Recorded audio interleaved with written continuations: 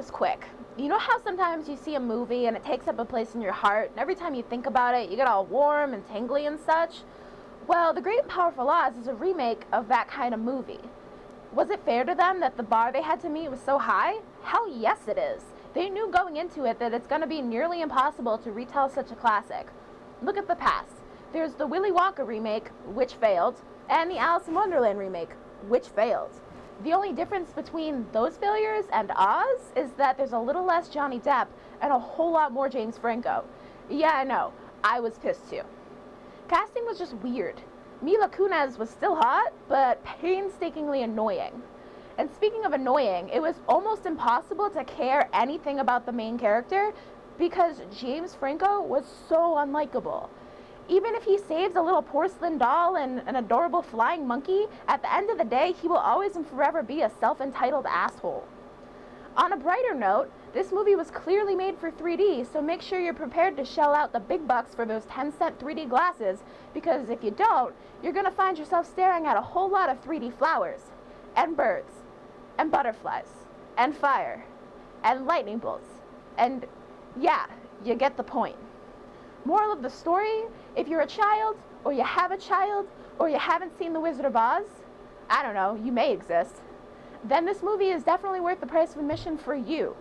Otherwise, go dust off your recorded from TV VHS copy of The Wizard of Oz with the black and white commercials. Yeah, I know you all have it. Order a pizza, grab a few bottles of wine, probably 3, and enjoy this classic that will always and forever be worth the price of admission. Or pizza. Or wine. So you didn't agree with me? I did not agree with you. I really loved this film. Please share. I don't know. I thought it was really fun, and the 3D was awesome, and it was kind of like visual porn. You know, it overtook my senses. Sensual pleasure. Exactly. And I don't know. I really enjoyed the film. I thought it was really cute, and I thought it was a good prequel because it wasn't trying to be like The Wizard of Oz. I thought it was trying to be something different.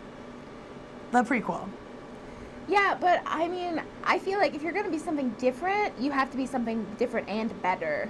And I just don't think it hit that better part. Why? I mean, I already shared my opinion on why I didn't like it. I mean, how was it not? I thought it was pretty different.